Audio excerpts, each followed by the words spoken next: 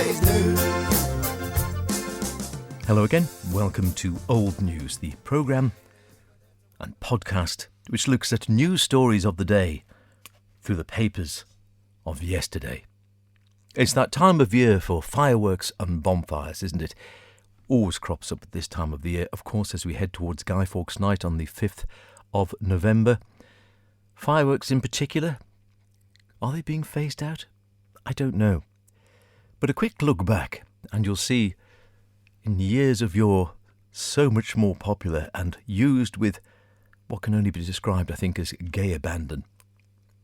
How about the Isle of Man Weekly Advertising Courier of Thursday, November the 8th, 1860? Note this is November the 8th, so after Guy Fawkes Night. The advert says, "Fireworks, fireworks, fireworks. Just received a large supply of fireworks of every description at George Sherwood's, Duke Street, on the corner of Wellington Street." I don't think they're still there now. It's the fact a large supply came in 3 days after Bonfire Night would seem to suggest they were used rather a lot between Bonfire Night and Christmas. The Isle of Man Times, Saturday, July the 12th, 1879. What sounded like a wonderful event at the Derby Castle Pleasure Grounds. And again the heading, "Fireworks, fireworks, fireworks." A grand firework gala will take place on Friday evening, next July the 18th, 1879, under the superintendence of Professor Caldwell of Leeds, the pyrotechnist to the company. He will crop up again later, when one of the grandest displays ever seen in the island will be given. The hotel and beautiful ground will be illuminated by thousands of coloured lamps and chemical fires. We weren't quite so green then. Monster balloons will ascend during the day, and a grand illuminated balloon will ascend during the evening, and when at an immense altitude will burst with thousands of stars of every hue. A grand promenade concert will take place from 3 to 5 p.m, when a choice selection of music will be played, dancing as usual in the evening on the immense illuminated platform. Derby Castle omnibuses to the gates every 10 minutes. The price of admission on this occasion, after 6 o'clock, 1 shilling. Does sound like quite a do, to say the least, doesn't it? Another fireworks, this time in the Isle of Man Times of July the 18th, a Tuesday, 1893. Tonight, the Scotch holidays. Does anyone remember the Scotch holidays? Notice to Scots and others, at the Falconcliffe Nightly, W.F. Frame, Scotland's greatest comedian, the funniest comedian living, at the Falconcliffe. It doesn't say where the fireworks came into it. Were they part of his act? Lit outside? I don't know. As I say, they were used with relatively gay abandon in days of yore. It might well seem to be the case as far as I can see. Now, returning to our great pyrotechnist, as he was described, how about this Saturday, August the 31st, 1878, in the Manx Sun? The Derby Castle Hotel and Pleasure Grounds, last grand display of the season. Fireworks, fireworks, balloon ascents. Tuesday evening, next September the 3rd, commencing at 8 p.m. prompt, the following special programme will be gone through, we are told. Programme: rockets with bright stars, rockets with gold rain, flights of shells. What is listed as a beautiful coloured juice, Jeus. Now, whether this is a beautiful coloured Jesus or juice being some sort of firework, I know not. If you do, let me know at the usual address, howardkane@maxradio.com. I like to think it's a beautiful coloured Jesus made from fireworks. What else did they have? Well, grand design in coloured Roman candles and brilliance, all the yew tree, rockets with snakes, curious and complicated design, the double square and 4 illustrations. Rockets with red and green stars, a new design in 8 points, commencing with a rainbow wheel in the centre, changing to 8 other illuminated wheels, all turning at an immense velocity, adorned with red, green and purple centres, changing to a beautiful star in brilliant fire with loud reports. grand sensational spectacle, the fiery phoenix or flying dragon, will traverse the grounds 4 times, displaying an illuminated wheel at each return. The grand descent of 2 large balloons at once, racing each other through the air, displaying fireworks of various colours.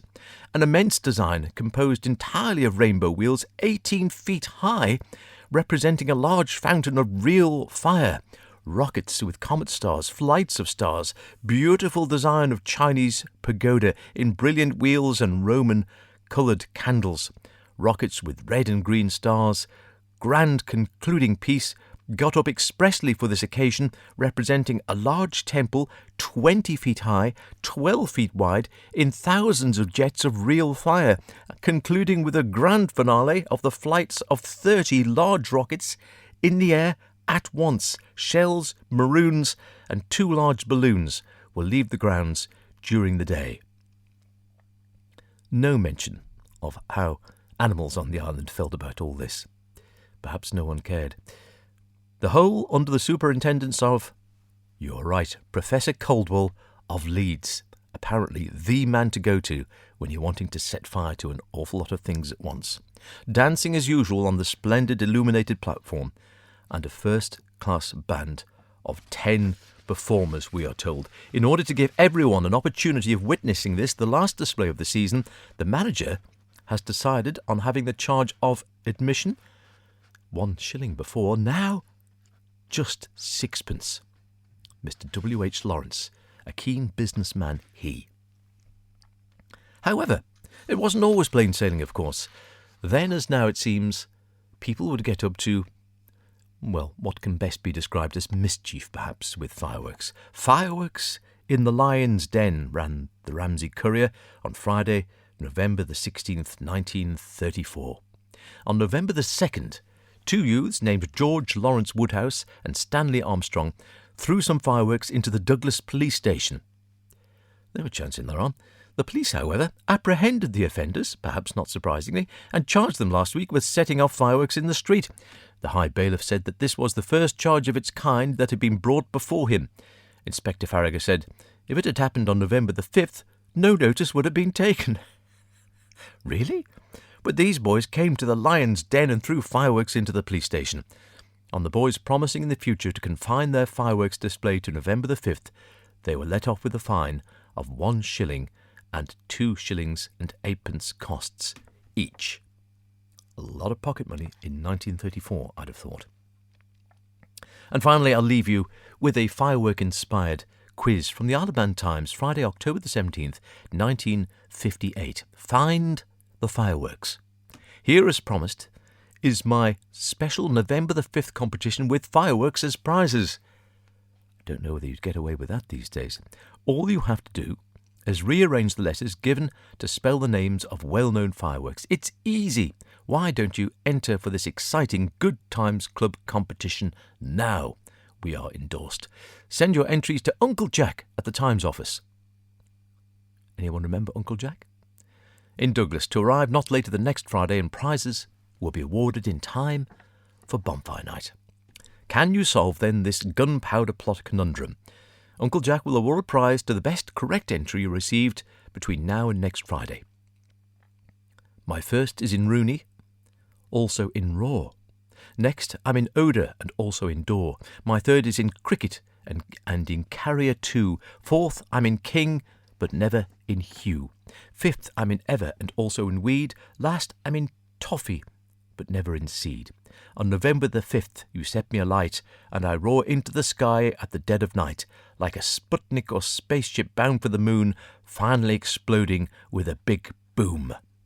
What am I? Not that tricky, I would suggest. Don't bother sending in to the paper now. I don't think you'll win anything. The column ends with a joke. Joke of the week in the Isle of Man Times, Friday, October the 17th, 1958.